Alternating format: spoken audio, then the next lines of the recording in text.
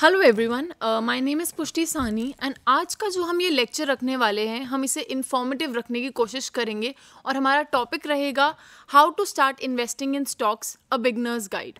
Basically इस पूरे के पूरे डिस्कशन में हम जानेंगे कि शेयर मार्केट क्या होता है, कैसे है इसमें हम इन्वेस्ट कर सकते हैं, कैसे हम इसमें ग्रो कर सकते हैं। हम इस सेशन में सब कुछ जानेंगे।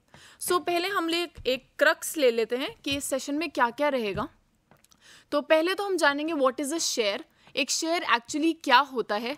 उसके बाद हम जानेंगे कि शेयर मार्केट क्या होता है और वो किस तरीके से काम करता है। उसके बाद थर्ड चीज़ जो हम जानेंगे वो ये है what is the process of investing. Process of investing मतलब किस तरीके से हम अकाउंट खोलेंगे, किस तरह उसमें सब कुछ आगे हम फॉरवर्ड ट्रांजैक्शंस होंगे, ये सब कुछ उसमें हम जानेंगे। The next thing that we will know is why does stock market have a bad name. ऐसा क्यों है कि लोग स्टॉक मार्केट की रेपुटेशन खराब करते हैं, ऐसा सब क्यों होता है। Then the last thing that we have is dos and don'ts of share market. Dos and don'ts मतलब कि हम क्या करना चाहिए और हमें क्या नहीं करना चाहिए स्टॉक मार्केट में। तो हम ये सब कुछ जानेंगे इस पूरे सेशन में। So let's get started with the very first slide and that is what is a share. एक शेयर होता क्या है एक्चुअली। जो वर्ड शेयर है उसका एक्चुअली मीनिंग ही यही होता है, हिस्सेदारी। तो हिस्सेदारी किस में? आप मानिए कि आपने एक शेयर खरीदा, सपोज कीजिए रिलायंस की कंपनी में। तो आपने जो शेयर खरीदा उसका मतलब क्या हो जाएगा कि आपने एक हिस्सेदारी खरीदी है उस शेयर मतलब उस कंपनी में। तो जब आप एक हिस्सेदारी खरीद लेते हैं उस कंपनी में तो हम उसे कहते हैं को ओनरशिप। मतलब कि अगर आप एक शेयर खरीद रहे हैं तो basically you are having the co ownership of that company, मतलब थोड़ी सी हिस्सेदारी उस कंपनी में। The next thing is what is a share market या शेयर बाजार क्या होता है। जैसे बाकी सारे बाजार होते हैं, जैसे बाकी सारे मार्केट्स होते हैं जहाँ सेल होती है, बाय होता है बाकी अलग अलग चीज़ों की, वैसे ही शेयर मार्केट होता है। वो मार्केट जहाँ पे शेयर्स को खरीदा और बेचा जाता है उसे हम शेयर मार्केट कहते हैं। अब इस शेयर मार्केट में भी एक चीज़ है कि अराउंड 2000 उससे पहले जो शेयर मार्केट हुआ करता था वो फिजिकल एक्सचेंज पे काम करता था। फिजिकल एक्सचेंज मतलब ऑक्शन हुआ करते थे, बोलियां लगती थी, बिड्स लगते थे। लेकिन 2000 के बाद हमने देखा कि लोग इंटरनेट का बहुत यूज़ करने लगे हैं। तो इंटरनेट के यूजेज से फिर ऑनलाइन ट्रेडिंग आई, जिससे कि लोग अपने घर की सहूलियत से काम कर सकें। ऑनलाइन ट्रेडिंग जब आई तो फिर दो बेसिक हमारे यहाँ पे मार्केट्स स्टार्ट हुए। पहला मार्केट है national stock exchange that is NSE and दूसरा है Bombay stock exchange that is BSE। Now national stock exchange market और बॉम्बे स्टॉक एक्सचेंज मार्केट ये दोनों ऑनलाइन ट्रेडिंग प्लेटफॉर्म्स हैं जिससे कि आप लोग अपने लैपटॉप से, अपने फ़ोन से कैसे भी एक्सेस कर सकते हैं, जो कि बहुत ईजी हो जाता है हमारे जनरेशन के लिए because we are so used to internet. Now इससे ही रिलेटेड दो चीज़ें बहुत इंपॉर्टेंट हैं। आप कई बार सुनते होंगे निफ्टी में 100 पॉइंट से बढ़ावट हुई या सेंसेक्स 100 पॉइंट से नीचे गिर गया। तो इसका मतलब क्या होता है? आप ये समझिए कि निफ्टी जैसे निफ्टी 50 होता है, अब इसे समझने की कोशिश करते हैं। 50 का क्या मतलब है यहाँ पे? जो निफ्टी 50 होता है उसका मतलब ये होता है कि निफ्टी जो है 50 कंपनियों से बना हुआ है। अब उन 50 कंपनियों में कुछ कंपनियों के शेयर बढ़ रहे हैं, कुछ कंपनियों के शेयर घट रहे हैं। तो अल्टीमेटली जो नेट इफेक्ट आ रहा है उतना वो निफ्टी मतलब बढ़ावट हुई है या गिरावट हुई है, तो निफ्टी वो बताता है। निफ्टी क्या हो गया एक तरीके से कि हाँ कितनी शेयर में बढ़ावट हुई है शेयर मार्केट में या कितनी गिरावट हुई है। वैसे ही सेंसेक्स है लेकिन सेंसेक्स में 30 कंपनीज का वो है। तो 30 कंपनीज में कैसे रहेगा कि 30 कंपनीज में कुछ में बढ़ावट हो रही है, कुछ में गिरावट हो रही है। तो उन दोनों का जो नेट इफेक्ट आ जाएगा उसको हम सेंसेक्स बोल देंगे। तो अगर कोई कभी आपसे नेक्स्ट टाइम ये बोले कि निफ्टी में बढ़ावट हुई है या निफ्टी में 100 पॉइंट से इंक्रीज आया है या सेंसेक्स 30 पॉइंट से गिर गया है, व्हाटसोएवर कुछ भी बोले, तो यू ऑलवेज थिंक कि निफ्टी बोला है तो नेशनल स्टॉक एक्सचेंज में बढ़ावट या गिरावट हुई है, और अगर सेंसेक्स की बात हुई है तो बॉम्बे स्टॉक एक्सचेंज की बात कर रहे हैं। अब ये जो ऑनलाइन ट्रेडिंग प्लेटफॉर्म्स हैं उनका क्या रूल्स एंड रेगुलेशंस हैं, क्या गाइडलाइंस हैं, वो सब securities exchange board of India decide करते हैं, यानी कि SEBI. Short form is SEBI, the full form is securities exchange board of India. वो सारे गाइडलाइंस एंड प्रोटोकॉल्स इस तरीके से डिफाइन करवाते हैं, इस तरह से बनवाते हैं कि सारे इन्वेस्टर्स को फ़ायदा हो और इन्वेस्टर्स के साथ कोई फ्रॉड ना हो, कोई भी उनके साथ कोई स्कैम ना कर पाए, कोई भी उनको इस तरीके से कुछ मतलब गलत वो ना कर पाए उनके साथ। तो ये सेबी जो है it makes sures that all the interests of the investor they have been protected. So next slide में अब हम जाते हैं how does the market work. सबसे इंपॉर्टेंट चीज़, मार्केट काम कैसे करता है. मार्केट किस तरीके से काम करता है, एक बहुत ही सिंपल तरीके से समझते हैं. पहले सपोज कीजिए एक कंपनी है, उस कंपनी ने अपने आप को एक अपने आप को एक स्टॉक एक्सचेंज पे लिस्ट करा हुआ है.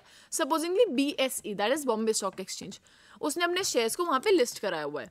तो एक बायर होगा, सपोज मिस्टर एक्स, उन्होंने बोला कि जो मुझे शेयर खरीदने हैं, तो वो जाके स्टॉक एक्सचेंज में जाकर के अपना डाल देते हैं कि हाँ मुझे शेयर्स खरीदने हैं. सिमिलरली कोई ना कोई अराउंड द वर्ल्ड ऐसा इंसान होगा जो उसी कंपनी के शेयर्स को सेल करना चाहेगा, तो वो यही ट्रांजैक्शन अपनी स्टॉक एक्सचेंज में डाल देंगे. तो जो स्टॉक एक्सचेंज है it will act like a platform to continue the transaction, उस ट्रांजैक्शन को कंप्लीट करने के लिए. लेकिन इतना सिंपल जितना हमें लग रहा है उतना होता नहीं है. उसका एक रीज़न है कि हर इंसान, हर व्यक्ति को इतनी नॉलेज नहीं होती कि वो स्टॉक मार्केट पे अच्छे से काम कर पाए. तो वो क्या करते हैं, they hire a financial broker, a financial intermediary. मतलब बेसिकली वो क्या करते हैं, वो एक फाइनेंशियल ब्रोकर से बात करते हैं जिनको नॉलेज होती है इस सारे काम के बारे में.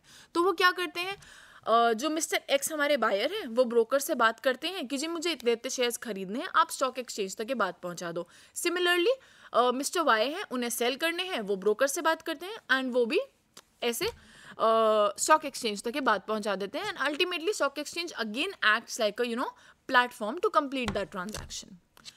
The next thing that we are going to study is कि शेयर तो खरीद लिया, अब उससे प्रॉफिट कैसे होगा.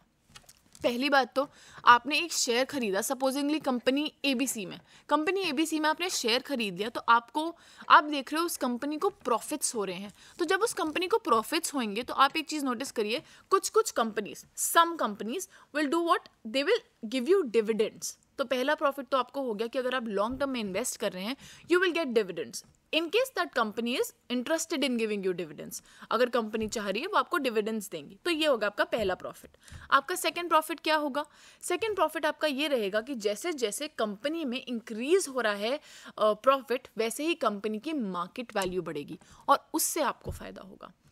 अब इससे आपको कैसे फायदा होगा, इसको हम एक एग्जाम्पल से समझते हैं, एक डिटेल्ड एग्जाम्पल से. सपोजिंग मिस्टर एक्स हैं, उन्होंने कंपनी ABC में इन्वेस्ट किया है. कंपनी में इन्वेस्ट करने के बाद वो देख रहे हैं कंपनी की मार्केट वैल्यू बढ़ रही है.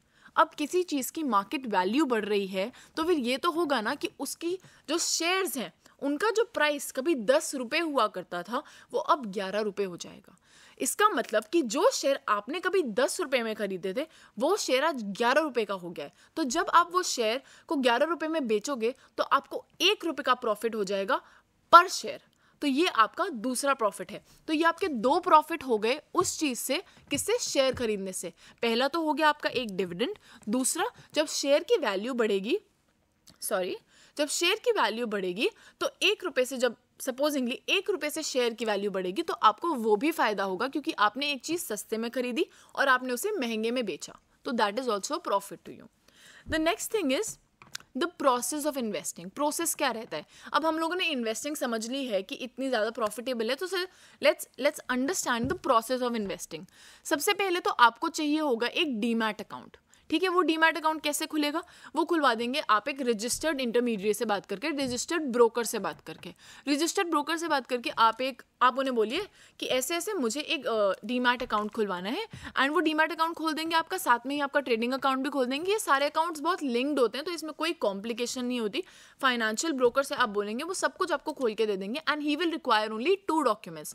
One is your Aadhaar card and the other one is your pan card.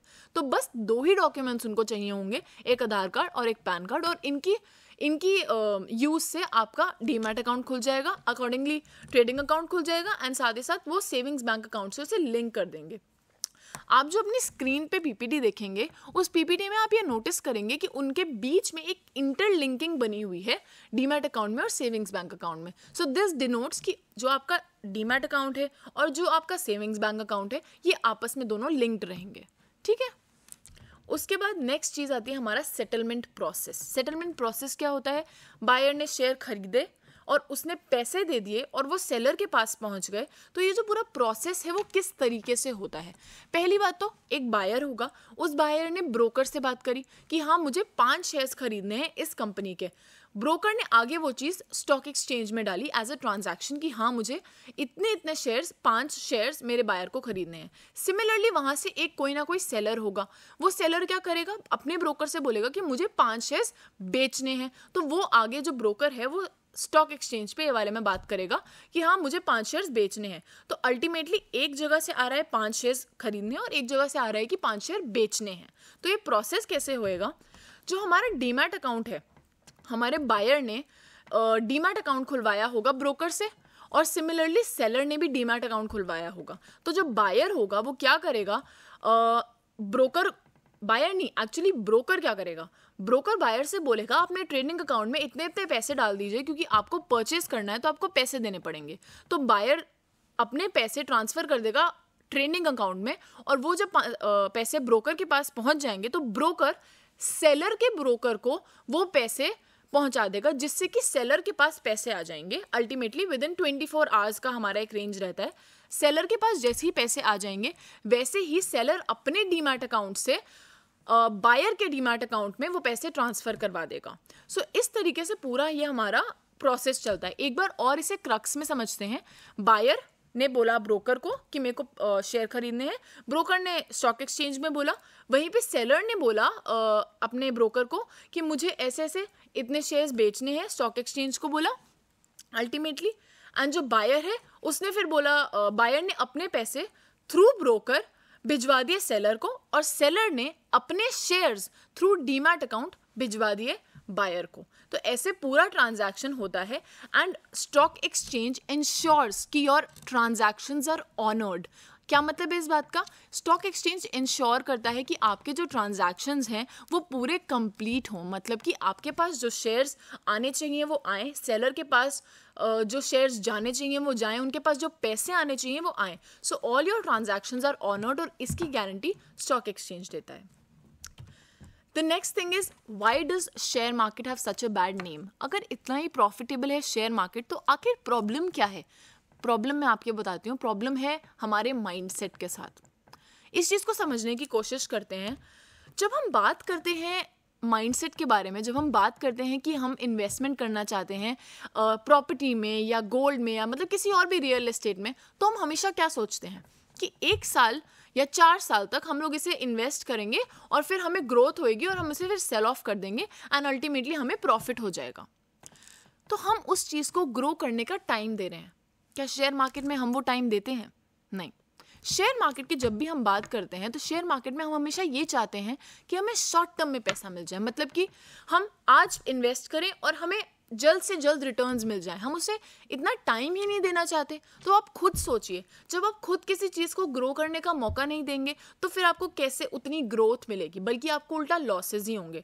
I do agree to the fact कि इंट्राडे ट्रेडिंग मतलब एक दिन के अंदर खरीदना और बेचने से शेयर्स की हाँ फ़ायदा हो सकता है, लेकिन आपको उतना ही या कई बार उससे ज़्यादा नुकसान भी हो सकता है। So always invest in the long term basis and then ultimately सब कुछ अच्छे से हो जाएगा। अब अगर आप इस चार्ट पे नोटिस करें जो मैंने पीपीटी में दिखाया हुआ है, इस चार्ट में ये निफ्टी का चार्ट है। 1997 से ये चार्ट चलता आ रहा है और ये अभी करंट पोजीशन का चार्ट है। और आप अगर ध्यान से देखेंगे तो ये चार्ट ग्रो ही हो रहा है, ये ऊपर ही जा रहा है। तो आप सोचिए, अगर आप एक लॉन्ग टर्म इन्वेस्टर होंगे तो आपको कितनी ग्रोथ मिल सकती है इससे। हाँ, मैं ज़रूर इस बात को मानती हूँ कि 2 जगह पे यहाँ पे हमें डिप दिख रहा है। डिप मतलब क्रैश दिख रहा है। क्रैश मतलब स्टॉक मार्केट नीचे गिरी है। ऐसा क्यों हुआ है, इसके 2 बहुत लॉजिकल एक्सप्लेनेशन मैं आपको देती हूँ। पहला तो है हमारा 2007 एंड 8 का लेमैन ब्रदर्स का क्राइसिस हुआ था। तो उस क्राइसिस ने ग्लोबली सारी इकोनॉमीज़ को बिल्कुल बहुत ज़्यादा उस पर इम्पैक्ट डाला था।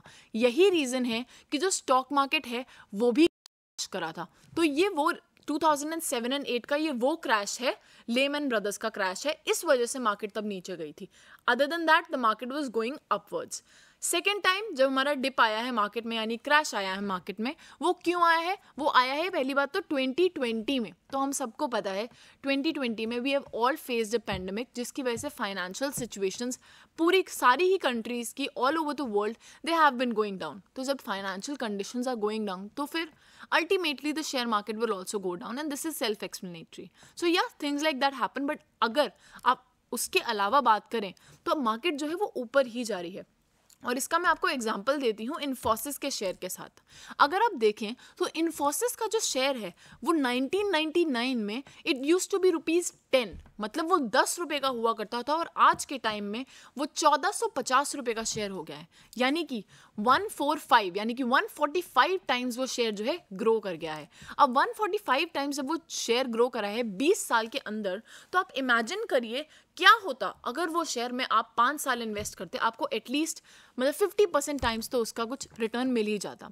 अगर आप इसके चार्ट की भी बात करें तो the chart of Infosys has been rising and rising, और वो ऊपर ही जा रहा है। लेकिन हाँ, इसमें मैं मानती हूँ इसमें बोनस का, स्प्लिट का, इन सब का इफेक्ट नहीं आया है। अदर देन दैट इन्फोसिस का जो है 145 टाइम्स ग्रो नहीं करा है, वो मल्टीफोल्ड टाइम्स ग्रो करा है। 145 टाइम्स तो बहुत ज़्यादा बार ग्रो करा है। And it is not about the thing कि इन्फोसिस में आप इन्वेस्ट करें। आई एम नॉट सजेस्टिंग कि आप इन्फोसिस में इन्वेस्ट करें या नहीं करें। मैं बस इतना बता रही हूँ कि you let a company grow and that will help you. You invest in a company and that will help you. The next thing is, एक बहुत इंपॉर्टेंट कोट है by sir Warren Buffett, be fearful when everyone is greedy and be greedy when everyone is fearful. इसको तोड़ के समझते हैं थोड़ा सा। Be fearful when everyone is greedy मतलब हमेशा सेल कीजिए जब सब लोग बाय कर रहे हैं, and the other thing is कि हमेशा बाय कीजिए जब सब सेल कर रहे हैं। इसका रीजन समझिए, जब सब लोग सेल कर रहे हैं तो आप बाय क्यों करो? सेल कब करेंगे लोग? जब मार्केट अंडर वैल्यूड होगी, मतलब सॉरी मार्केट में क्रैश आ रहा होगा। मार्केट में क्रैश आएगा तो जो शेयर कभी 10 रुपये का हुआ करता था, आज वो शेयर 2 रुपये गिर गया है, तो सब लोग बेच रहे हैं। आप क्या करिए, आप उस समय पे खरीदिए, क्योंकि the market will stabilise itself, the market will find a way to come back to reality and come back to a mean. मतलब कि मार्केट अगर कोई चीज़ अंडर वैल्यूड है तो वो चीज़ वापस से उस वैल्यू पे आएगी ना। एग्जाम्पल समझिए, कोई चीज़ जो 10 रुपये की हुआ करती थी आज वो 2 रुपये पे गिर गई, इसका मतलब ये तो नहीं है ना कि उसकी वैल्यू खत्म हो गई। वो कभी ना कभी तो ऊपर 10 रुपये पे जाएगी। तो जब सब लोग उसे बेच रहे होंगे क्योंकि वो 2 रुपये का, तब उसे आप खरीदिए क्योंकि वो 2 से 10 का होएगा। सिमिलरली जब सब लोग देखेंगे कि एक चीज़ में वो बहुत बार बाय कर रहे हैं, सब लोग बाय कर रहे हैं, मतलब मार्केट में कोई बूम आया हुआ है, मतलब कि हर चीज़ ओवर वैल्यूड है, दैट मीन्स जब सब लोग उसे 15 रुपये पे खरीद रहे हैं ना, तो आप उसे बेचिए। कोई चीज़ जो 10 रुपये की है वो 15 रुपये की आज बिक रही है, तो वो ओवर वैल्यूड है ना, तो कभी ना कभी तो मार्केट बैलेंस करने के लिए उसकी वैल्यू नीचे लाएगी। तब उन सब लोगों को लॉस होगा जिन्होंने उसे 15 रुपये पे खरीदा, क्योंकि वो चीज़ तो एक्चुअली 10 रुपये की ही है। तो तब आप हमेशा सेल कीजिए। So this is a very important code, और इसको हमेशा याद रखिए, B fearful when everyone is greedy and be greedy when everyone is fearful. हम आ गए हैं बिल्कुल एक लास्ट पार्ट पे, जो कि which is one of the most imperative parts of the session, the do's and don'ts of the market. मतलब आपको मार्केट में क्या करना है और मार्केट में आपको क्या नहीं करना है, सबसे ज़्यादा ज़रूरी। डूज में चलते हैं। सबसे पहले तो आपको ध्यान रखना है to always always always trade with a registered intermediate. Registered intermediate का मतलब एक रजिस्टर्ड ब्रोकर के साथ ही काम करें। इसका रीज़न क्या है? इसका रीज़न बहुत स्पष्ट है कि आपको कोई फ्रॉड ना हो, आप अपने आप को फ्रॉड से बचा पाएँ, आपके साथ कोई स्कैम ना हो, इसलिए आप रजिस्टर्ड ब्रोकर के साथ ही काम करें। उसके अलावा आप किसी के साथ काम ना करें। Second thing is invest for long term. जैसे कि मैंने आपको बताया कि लॉन्ग टर्म में इन्वेस्ट करना बहुत ज़रूरी है। आपको खुद ग्रोथ करवाने का मौका देना पड़ेगा उन्हें, तभी वो चीज़ ग्रो करेगी। इसलिए you have to invest for the long term. Third thing is in trade with stop loss. Trade with stop loss का मतलब क्या है? स्टॉप लॉस क्या होता है? आपका लॉस रोकने का तरीका। अगर हम लेमन लैंग्वेज में बात करें तो स्टॉप लॉस क्या होता है? स्टॉप लॉस बेसिकली एक तरीका होता है जिससे कि आप अपना लॉस रोक सकते हो। आपको एक एग्जांपल से समझाती हूँ। अगर आपको लगता है कि आज एक शेयर 50 रुपीज़ का है जो आपने खरीदा है, and that share will go as high as 55 rupees, 56 rupees, 54 rupees, तो आप क्या करो, और आपको उसी समय पे डर भी है कि कहीं वो 45 रुपीज़ पे ना गिर जाए, 44 ना हो जाए, तो आप सोचो कि मैं कितना रिस्क बर्दाश्त कर सकता हूँ। आपने सोच लिया कि मैं 45 तक का रिस्क बर्दाश्त कर सकता हूँ, उससे आगे मैं रिस्क बर्दाश्त नहीं कर पाऊंगा। तो what you do is you create a stop loss. मतलब कि आप जब ट्रेड कर रहे होगे वहाँ पे स्टॉप लॉस लिखा हुआ आएगा, तो आप वहाँ पे लिख दो 45। तो जैसे ही वो शेयर, इन केस वो शेयर गिरता है और वो 45 से नीचे गिरा, अगर वो 1 पॉइंट भी नीचे गिरा, 44.9 भी हो गया, तो automatically your share will be sold at ₹45, thereby stating, एकदम वैलिडेट करते हुए कि हाँ आपको कोई लॉस नहीं होगा, 45 से ज़्यादा नीचे आपको कोई लॉस नहीं होगा। So always trade with stop loss. Then invest consistently. I do not expect कि हम हमेशा बहुत ज़्यादा पैसे लगाते रहें मार्केट में, लेकिन थोड़ा थोड़ा करके कुछ अमाउंट आपको इन्वेस्ट करना पड़ेगा। आप थोड़ा अमाउंट इन्वेस्ट कीजिए एंड देखिए मार्केट आपको कितने अच्छे रिटर्न्स देती है। Then the last point is hold the winners and cut the losers. ये इसका मतलब क्या है? It means hold on to the winning recipe. बहुत साधारण सा मतलब है इसका। क्या मतलब है कि जी विनिंग वाली जो कंपनीज है, मतलब जो कंपनीज आपको प्रॉफिट दे रही हैं, उन कंपनीज में इन्वेस्ट कीजिए। एंड जो कंपनीज आपको लग रहा है कि नहीं अब मुझे थोड़ा लॉस देने लगी, उन्हें धीरे धीरे करके अपने पूरे शेयर उसमें से हटाते जाइए। और जो कंपनीज आपको ग्रोथ देनी है उन्हें बढ़ाते रहिए धीरे धीरे। ये तो हो गए do's of the market. Now let's move on to the don'ts of the market, जो कि शायद मुझे लगता है डूज से भी ज़्यादा इंपॉर्टेंट है, क्योंकि हमेशा आपको पता होना चाहिए कि क्या आपको डेफिनेटली नहीं करना है मार्केट में। पहला हो गया which is a very famous saying, do not put all your eggs in one basket. अब आप सपोज कीजिए, आप एक एग्जाम्पल लेते हैं, सपोज कीजिए आप ₹10,000 लगा रहे हैं, ठीक है। Now 10,000 is a good amount of money. You would never want कि आपके जो पैसे हैं वो डाउन जाए या वो गिर जाए, आपको लॉस हो जाए। तो आप सपोज 10,000 रुपये लगा रहे हैं, तो कभी भी सारा का सारा पैसा एक ही कंपनी में मत लगाइए, चाहे वो कंपनी कितने बूम पे ही क्यों ना हो। उसका एक बहुत साधारण रीज़न है। रीज़न क्या रहेगा कि अगर वो कंपनी क्रैश कर गई या वो गिर गई या गॉड फॉरबिड कुछ भी हो गया, तो आपका तो सारा का सारा पैसा डूब जाएगा। And we never want that. So what you do is you create a portfolio. What do you mean by portfolio? Portfolio मतलब कि आप 3-4 कंपनीज में इन्वेस्ट कीजिए, जिससे कि अगर 2 कंपनीज में लॉस हुआ है तो मान लीजिए 2 कंपनी में प्रॉफिट भी हो गया, तो आपका जो इवन आउट, जो आपका एवरेज आएगा, आप प्रॉफिटेबल रहेंगे। तो अभी always you know invest in different companies rather than investing in just one company. अलग अलग में कीजिए, बेहतर रहेगा। Then the second one is do not indulge in over trading. आपको हमेशा पता होना चाहिए कि आप कितना रिस्क उठा सकते हैं। आपको ये चीज़ समझनी पड़ेगी कि यार मेरा रिस्क अगर इतना ही है तो मैं उस रिस्क को उतने तक ही रखूँ, मैं इससे ज़्यादा इन्वेस्ट ना करूँ। Never indulge in over trading. कभी भी ओवर ट्रेड मत कीजिए। समझिए कि अगर आपका रिस्क इतना ही है तो आपको इतना ही इन्वेस्ट करना है, अदरवाइज यू कैन इनकर losses. The third quote that I'm going to say is, it's a very cliche quote. It's something जो आपको बहुत टाइम से लोग बताते आ रहे हैं जब भी शेयर मार्केट में घुसते हैं। Do not be greedy. मतलब लालची मत होइए। शेयर मार्केट में सच में लालच का कोई काम नहीं है। जब भी आप शेयर मार्केट में घुसें, लालच को बाहर रख के आइए, क्योंकि जब आप थोड़ा सा लालच करेंगे ना, तो आपने जितने पैसे कमाए हैं वो सारे आप गवा देंगे, शायद उससे ज़्यादा ही कमा देंगे। तो आप ऐसा कीजिए, आप ग्रीडी मत हुइए, आप बिल्कुल लालच को रखिए बाहर और शेयर मार्केट में कंसिस्टेंटली इन्वेस्ट करते रहिए and it will be very fruitful for you. Then we have the second last thing is, do not take decisions on the basis of your emotions. Suppose कीजिए एक company है, आपको वो company बहुत पसंद है, आपको लगता है वो कंपनी ग्रो करेगी and the company is also doing well, but कहीं ना कहीं आपको एक र्यूमर मिलता है कि नहीं जी ये कंपनी अभी गिरने वाली है। अगर आपको कहीं बैक ऑफ द माइंड में ऐसा फील होता है कि नहीं ये प्रैक्टिकल डिसीजन नहीं है, मैं अपने इमोशन के बेस पर डिसीजन ले रहा हूँ कि मैं पैसे लगा दूँ इसमें, do not do that to yourself. Your hard earn money will be ruined, it will be went out as a wash and lost. So the thing is, हमेशा इन्वेस्ट इस तरीके से करिए, ये सोच के कीजिए कि क्या प्रैक्टिकल है, ना कि जो आपकी इमोशंस आपको कह रही हैं, क्योंकि शेयर मार्केट एक बहुत प्रैक्टिकल बेसिस पे चलता है, ना कि इमोशंस पे।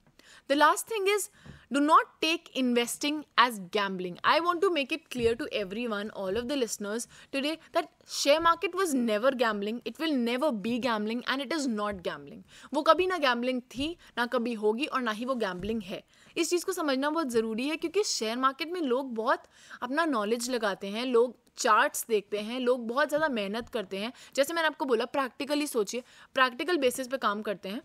So you have to understand not to take it as gambling. To conclude, I would just say one last quote, buy it thinking you will hold it forever. ऐसा समझ के चलिए कि जब भी आप होल्ड कर रहे हैं कि आपको जो शेयर है, आपको उस शेयर को हमेशा के लिए होल्ड करके रखना है rather than शॉर्ट टर्म। आप इसे लॉन्ग टर्म के लिए रखिए and the market will treat you, market will turn out like a temple of growth and prosperity for you. You always have to like invest religiously, properly आपको उसमें invest करना है consistently. End में मैं बस यही बोलूँगी, be an aware investor, be an intelligent investor, come into the market and bring a horizon with you. Try to, invest consistently, and most importantly, be patient with the market. Thank you so much. And that's all.